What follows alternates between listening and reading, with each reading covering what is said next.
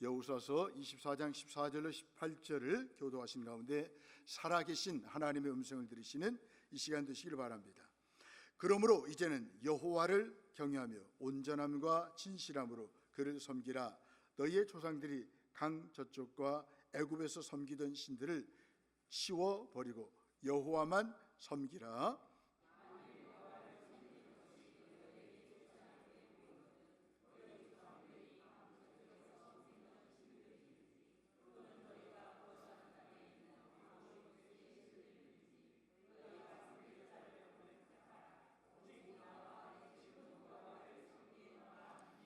백성이 대답하여 이르되 우리가 결단코 여호와를 버리고 다른 신들을 섬기기를 하지 아니하오리니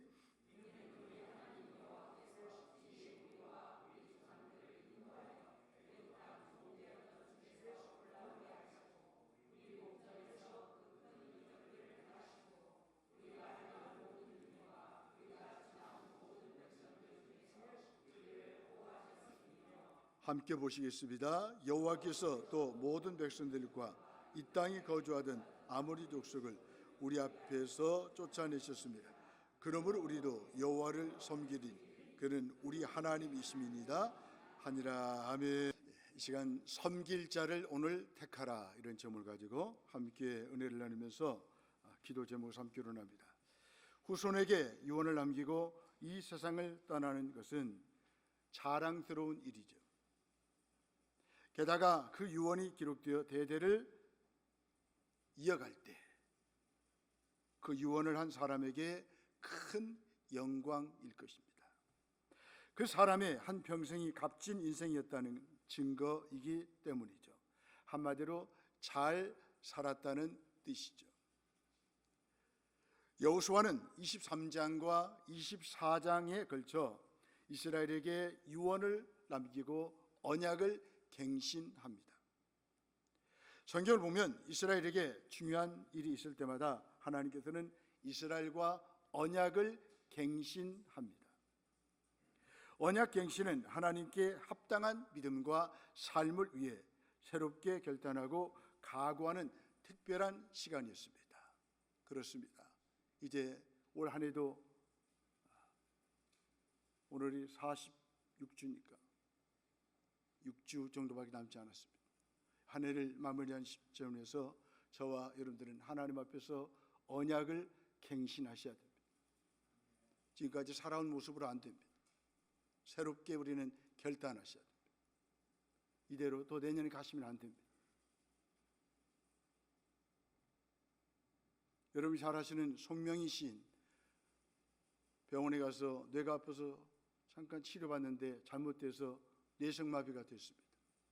그 송명희 선생님의 근황이 어떤가 제가 한번 확인을 했더니 작년에 60회 생신을 맞이했습니다. 그런데 그때나 지금이나 변함없이 주님을 사랑하시는데요. 제가 글을 하나 쓴 것을 봤습니다. 아파도 감사합니다. 그 글을 썼습니다. 그분이 뭔 감사가 나오겠습니까? 태어날 때부터 원망해야죠.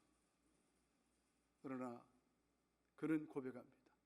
아파도 감사합니다. 그런 사람이 바로 언약을 갱신한 사람입니다. 시간이 흐르면 흐를수록 더 주님을 사랑하고 주님을 섬기는 거예요. 여호수아는 이 모든 말씀을 하나님의 율법책에 기록했다라고 말합니다. 26절 말씀입니다. 여호수아가 언약을 갱신하기 위해서 온 이스라엘을 소집한 곳은 바로 세겜 지역이었습니다. 세겜은 예루살렘 북쪽에 68km에 위치해 있는 곳이었습니다. 이곳은 아브라함이 가나안 땅에서 제일 먼저 단을 쌓고 예배 드리는 곳이었습니다. 라반이 새로운 삶의 결단을 한 곳으로 역사적인 의미가 깊은 곳이 세겜이었습니다. 늘 언약을 갱신하는 의식이 저와 여러분들에게도 필요합니다. 스스로 자신의 삶을 돌아보고 새롭게 결단하는 은혜와 시간과 방편들이 필요하죠. 훗날 요단강을 건넌 이스라엘 자손들 역시 세겜에 정착하였습니다. 세겜의 오른쪽에는 에발산이 있었습니다. 세겜의 왼쪽에는 그리심산이 있었습니다. 연로한 몸을 이끌고 세겜에 나타난 여호수아는 모든 백성들이 귀 기울이는 가운데 설교를 하고 있습니다. 고별 설교, 마지막 설교를 하고 있습니다. 그는 이스라엘이 오늘 여기에 있게 된 내력을 요약하면서 설명을 합니다. 앞에 1절로 13절 말씀의 내용이죠. 아브라함과 그 조상들이 강 건너 우르에서 우상을 숭배하던 이야기를 언급하고 있습니다. 하나님이 아브라함을 불러내셔서 가나안 땅에서 유랑하던 이야기를 소개하고 있습니다. 이삭과 야곱의 이야기, 야곱의 가정이 애굽에 내려갔던 야곱의 가족들이 모세와 아론에 의해서 나오게 된 이야기를 언급하고 있습니다. 홍해 이야기, 광야 생활 이야기를 말하고 있습니다. 요단 서편의 정복 이야기, 발락과 발람 이야기를 말하고 있습니다. 마침내 오늘 여기에 도달한 이야기죠. 그렇습니다. 하나님은 저와 여러분들을 마침내 오늘 여기까지 이르게 하셨습니다. 오늘 여기란 이스라엘이 자유인으로서 그들이 수고하지 않은 땅과 건설하지 않은 성읍을 거저 받아 누리게 된 복된 상태를 말하죠. 그들이 심지 아니하는 포도원과 감람원의 열매를 먹는 복된 상태를 말합니다. 성경은 이 모든 것들이 하나님에 의해서 된 것이라고 말하고 있습니다. 하나님은 내가 행하였다라고 공포하셨습니다. 이걸 우리가 확인하셔야 됩니다. 오늘 여기까지 오신 것은 내가 한 것이 아니라 그 말. 하나님이 하셨다라고 말씀하고 있습니다. 모든 문장의 주어는 하나님이십니다. 하나님은 역사의 주관자이시며 이스라엘 구원 역사의 주도자이십니다. 여호수아가 요약하는 이 역사는 언약에 신실하신 하나님의 신용의 역사입니다. 하나님은 저와 여러분들에게 신용을 지키셨습니다. 그렇다면 저와 여러분들도 그 하나님 앞에 신용을 지켜드려야 하지 않겠습니까? 여기까지 지나가신 하나님, 또 내년에도 하나님 부르시는 그날까지 누리는 이 하나님만 사랑하고 섬겨야 되는 것입니다. 모든 것이 하나님의 은혜의 역사였거든요. 말년에 여호수아가 이렇게 담대하게 하나님을 백성 앞에 제시할 수 있었던 것은 그의 일생을 통해 하나님의 역사를 체험했기 때문입니다. 마지막 숨을 몰아쉬는 여호수아는 이스라엘이 그들의 하나님을 향해서 확고한 마음을 품기를 원하셨습니다. 하나님의 은혜의 역사를 요약한 뒤 그들에게 결단을 촉구합니다. 너희들이 섬길 자를 지금 이곳에서 택하라라고 말씀하십니다. 그렇습니다. 어제 섬기신 하나님, 오늘 이 시간에도 우리가 결단해야 된다는 거예요. 14절에 보니까 그러므로 이제는 하나님이 은혜를 베푸셨기 때문에 오늘 여기까지 인도하셨기 때문에 우리는 이제는 어떻게 합니까? 하나님을 섬겨야 된다는 거죠. 성령의 사람은 현 시대만 보지 않습니다. 먼 미래 후손들의 상황도 보는 사람이죠. 내 신앙이 과연 내 후손들에게도 그대로 이어질 것인가? 내 후손들이 나보다 더 하나님을 사랑하고 잘 섬길 수 있을까? 여기에 관심을 갖는 사람이 성령의 사람이라는 거예요. 영적으로 열려있는 사람이에요. 틀림없이 그들은 자신에게 복을 주신 하나님을 배신하게 될 것을 여호수아가 내다보면서 마지막 고별 설교를 하면서 부탁을 하는 거예요. 죽음의 문턱에 다다른 여호수아는 미래가 걱정됐습니다. 이 후손들이 다처럼 우리 조상들처럼 하나님 잘 섬길 수 있을까? 여호수아는 축복하고 끝낼 일이 아니었던 것입니다. 그 결과 15절에 보니까 너희가 섬길 자를 오늘 택하라. 어제 섬겼던 하나님 말고 오늘 이 시간 그 하나님을 선택하고 섬기라는 거예요. 늘 우리는 신앙생활을 뭡니까? 선택의 연속입니다. 자유의지는 하나님이 인간에게 주신 은총입니다. 하지만 이 선택의 의지를 어떻게 사용하느냐에 따라 하나님을 영화롭게도 하고 죄를 지키기도 하는 것입니다. 여러분, 선택을 잘 하셔야 인생이 하나님이 기뻐하는 인생으로 살아가게 되는 것이죠. 최초의 인류 아담과 하와는 하나님의 말씀에 순종하는 대신에 마귀의 말을 선택했습니다. 그 결과 선악을 알게 하는 열매를 따먹었지 않습니까? 죄를 저질렀습니다. 하지만 예수 그리스도는 십자가의 길을 택하심으로 온 인류에게 새롭고 살 길을 열어주셨습니다. 인간은 스스로 선택하고 그에 대해서 책임을 질 때 제일 인간다워지는 거예요. 그러나 인간들은 어떻습니까? 자꾸만 다른 사람 탓하잖아요.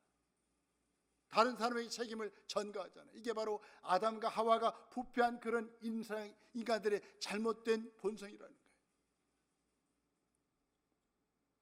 지금 세겜에 모여있는 사람들은 출애굽 1세대가 아니었습니다. 모태 신앙인이었습니다. 태어나 보니 부모가 이미 믿고 있었기에 별다른 거부감도 없이 결단도 없이 그냥 믿게 된 사람들이에요. 한편으로는 축복이면서도 다른 한편으로는 위험한 요소가 있습니다. 그런 의미에서 우리는 늘 자녀들에게 신앙을 확인하셔야 돼요. 부모의 신앙 말고요, 그 자녀들의 신앙을 우리가 바로 고백할 수 있도록 권면을 해줘야 되는 거죠. 비록 부모님의 신앙이라 그대로 물려받기는 했지만 이제 다시 한번 자신의 마음과 입술로 고백하고 믿으라고 하는 것입니다. 진리의 말씀인 성경을 지나치고 축복과 구원과 초대의 말씀을 듣고도 구원을 얻지 못한 것은 제일 통탄스러운 일이죠. 거의 그리스도인이 아니라, 그리스도인이 될 뻔이 아니라 구원받을 뻔해서도 안 되는 거죠. 확고하게 이런 것들을 얻기 위해서는 마음의 결단이 중요합니다. 우리는 그리스도인답게 살아야 돼요. 끝까지 하나님을 섬기는 사람답게 살아야 된다는 거예요. 엘리야 시대에도 이스라엘 사람들은 그들이 여호와 하나님, 조상이 섬기던 하나님을 섬기고 있었다라고 생각했습니다.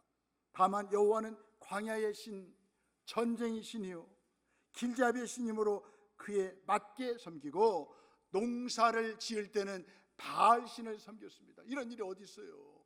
두 마음을 품었어요. 때와 필요를 따라 이 신을 섬겼다, 저 신을 섬겼다 그랬다는 거예요. 그러나 이런 영적 양다리 걸치기는 천지만물을 주관하시는 하나님께 합당하지 못한 모습입니다. 그래서 엘리야는 이스라엘 사람들에게 마음을 확정하라라고 촉구합니다. 이제 마음을 결정하라. 바알이 하나님이라면 바알만 섬겨라. 여호와가 하나님이라면 여호와만 섬겨라. 어찌하여 너희가 이 둘 사이에서 머뭇거리느냐. 이렇게 결단을 촉구합니다.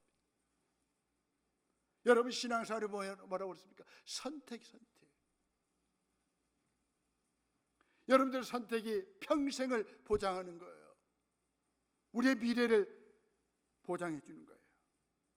마음을 확정해야 합니다. 그래야 영적 기인과 가뭄 상태에서 속히 빠져나올 수 있습니다. 선택하되 올바른 선택을 해야 합니다.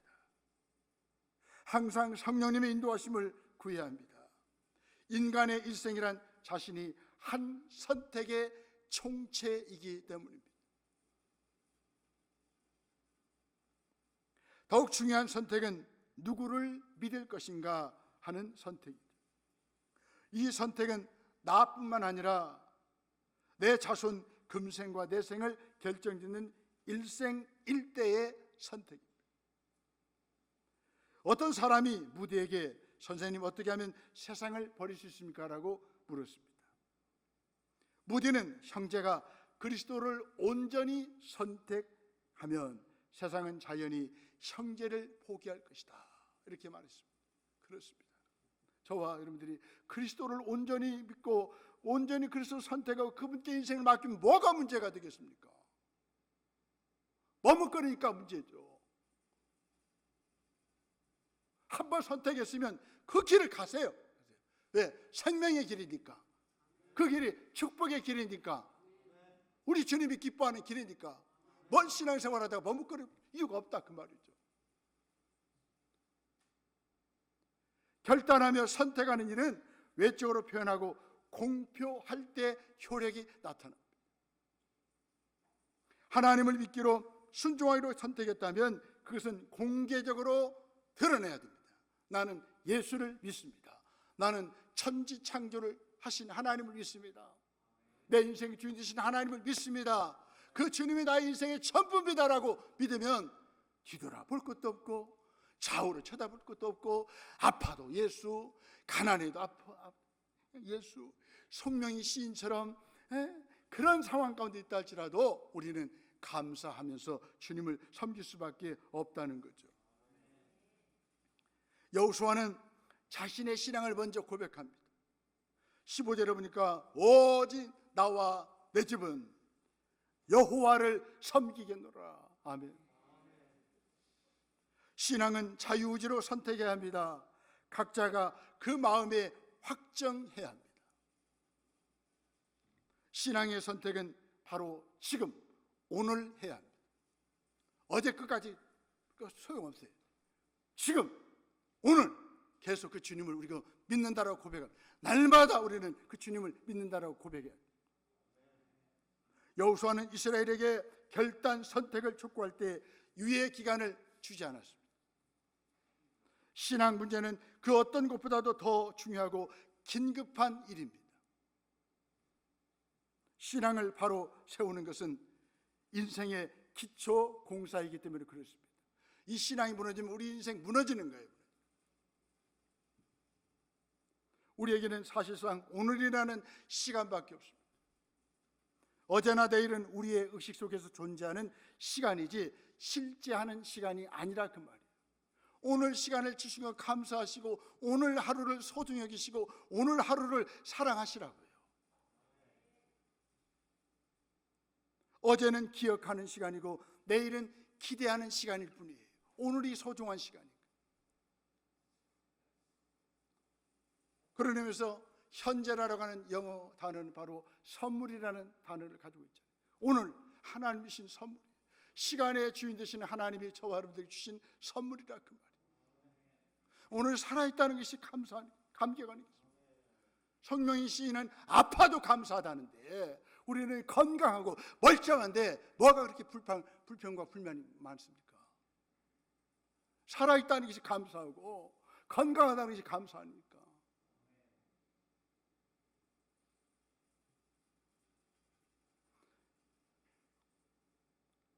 오늘 하나님을 선택함으로 내일을 위한 기초공사를 단단히 하는 것이 오늘을 잘 사는 비결이에요. 그래서 여호수아는 나중이 아닌 지금 바로 오늘 기초를 세우라라고 말합니다. 그리고 너희 섬길 자를 오늘 택하라라고 촉구합니다. 하지만 마귀는 차차 믿으라라고 말합니다. 마귀는 차차 하라라고 합니다.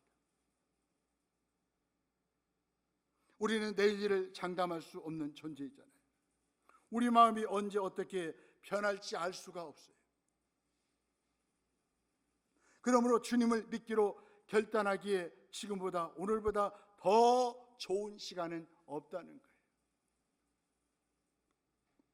오늘 선택했으면 여호와만 섬겨야 합니다. 하나님 섬기다가 다른 것 따라가면 그 인생 비참해.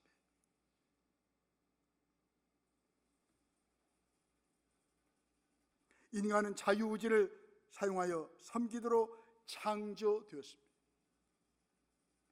현대 사상은 각 개인의 자유와 독립을 부추깁니다. 스스로 신이 되라, 하나님께서 독립해라, 네 마음대로 인생을 살아가라. 이게 바로 다 세상의 철학 학문 아닙니까? 성경은 뭐라고 말씀합니까? 너는 하나님을 섬기기로 만들어진 존재라고 말합니다. 성경은 인간이 섬기는 존재라는 것을 보여줍니다. 저와 여러분들은 하나님을 섬길 때, 그분을 가까이 할 때 인생의 만족과 행복이 있는 거예요. 채워짐이 있는 거예요. 여호수아는 이스라엘에게 하나님이든 바알이든 아모리 사람의 신이든지 섬길 자를 선택하라라고 도전합니다. 무신론적인 현대인들을 보면 그들도 무엇인가를 섬기고 있어요. 무엇인가를 신으로 믿고 예배를 드리고 있어요. 육체를, 정욕을, 물질을, 유한한 피조물을 신으로 섬깁니다. 결국 모든 사람은 어떤 신을 숭배한다라고 볼 수 있어요. 이제 인간은 그 대상을 분명히 결정해야 합니다. 섬김은 배타적입니다. 예수님은 한 사람이 두 주인을 섬길 수 없다라고 말씀하셨습니다. 마태복음 6장 24절입니다. 반드시 한 주인만을 섬길 수 있습니다. 물질을 섬기면 하나님의 말씀을 멸시하죠. 불순종합니다. 하나님을 배반하고 하나님을 떠납니다. 하나님을 섬기면 물질도 포기하셨습니다. 인기도 포기하셨습니다. 물질로부터 자유로워질 수 있어요. 물질을 지배할 수 있어요. 또한 섬김은 온전해야 합니다. 하나님도 자신을 질투하는 신으로 표현했습니다. 하나님보다 더 사랑하는 것, 하나님과 같은 정도로 사랑하는 것이 생겨서는 안 된다는 것입니다. 섬김은 변치 않는 일편단심이어야 합니다. 흔들어 보았지만 대답은 한결같았습니다. 우리가 여호와를 섬기리이다. 아무리 세상 풍조가 우리를 흔들어 대도, 많은 것도 우리를 유혹해도 우리의 대답은 뭡니까? 우리가 여호와를 섬기리이다. 여호수아는 이스라엘 백성 스스로 자신들의 말에 대한 증인이 되게 할 뿐만 아니라 큰 돌 하나를 취하여 세우고 그들로 증거를 삼았습니다. 가나안 정복 전쟁 초기에 길갈에 12돌을 세웠습니다. 그러면서 하나님이 여기까지 인도하셨다.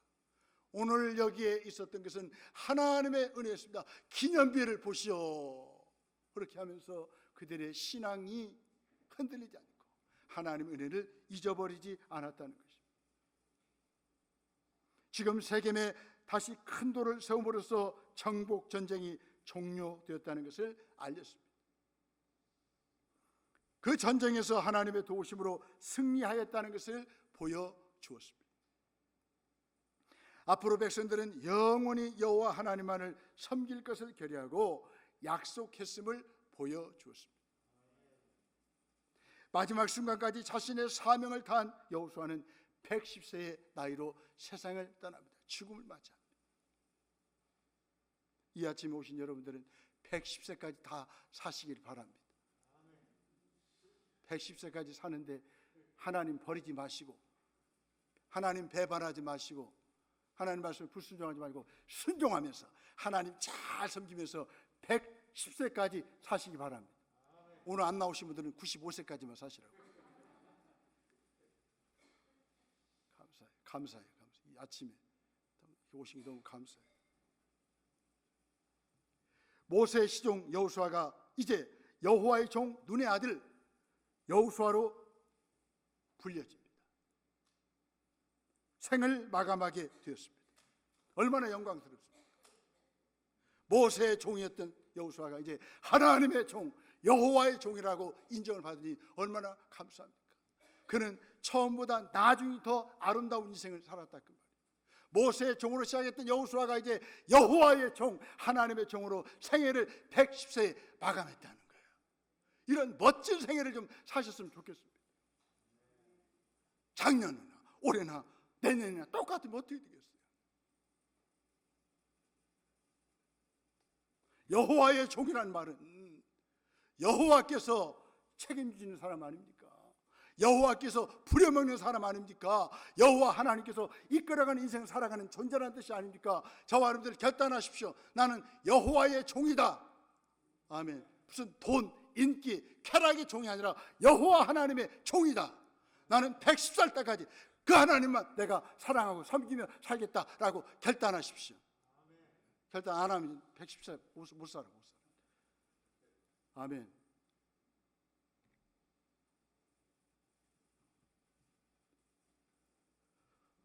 그는 지금 우리에게도 도전합니다. 너희 섬길 자를 오늘 택하라. 계속 우리는 오늘 이 시간 하나님을 잘 섬기는 것이 문제. 왕년에 안 필요 없어요. 지금 이스라엘과 여호수아의 지나온 역사가 전부 하나님의 은혜였습니다. 우리가 받은 구원도 다 하나님의 은혜였잖아요. 하나님이 우리를 먼저 선택하셨으며 우리의 힘이 아닌 예수님의 힘과 공로로 죄와 사망에서 벗어났잖아요. 하나님의 자녀가 됐잖아요. 하나님의 백성이 됐잖아요. 하나님이 날마다 공급해 주시는 은혜를 체험하는 사람이 됐잖아요. 우리의 삶 속에서 베푸신 하나님의 은혜들을 생각하며 하나님만 섬기십시다. 몇 살까지요? 110살까지. 110살까지. 하나님은 내가 온전함과 진실함으로 섬기길 원하십니다. 본문 14절 말씀입니다. 따라서 합시다. 온전함과 진실함으로 110살 때까지 110세까지 살겠습니다. 아멘. 저도 앞으로 많이 남았네요. 하나님께서 나뉘어지지 않은 마음, 즉 전심으로 나를 사랑하신 것처럼 우리 또한 전심으로 하나님을 사랑하며 섬겨야 합니다. 우리의 삶 속에서 베푸신 하나님의 은혜를 생각하며 하나님을 찬양하십시다. 끝이 더 아름답고 좋은 인생을 사십시다. 여호수아는 모세의 수종자로 시작해서 여호와의 종으로 영광스럽게 인생을 마감합니다. 여호수아는 비록 모세보다 뛰어나진 않았지만 한평생 신실하게 하나님 말씀 앞에 순종함으로 하나님의 크신 일에 동참했습니다. 나는 시간이 지날수록 점점 더 신실하고 충성된 하나님의 종으로 성장하고 있습니까? 평생 하나님만 사랑하고 섬기며 하나님의 말씀에 순종하는 하나님의 종으로 사십시다. 나는 혹시 조금만 힘들고 피곤해도 하나님의 일을 하는 것을 귀찮아하지는 않았습니까? 하나님의 은혜를 기억하고 끝까지 하나님을 섬기고 하나님께 충성하십시다. 아멘. 우리 결단하며 기도하십시다.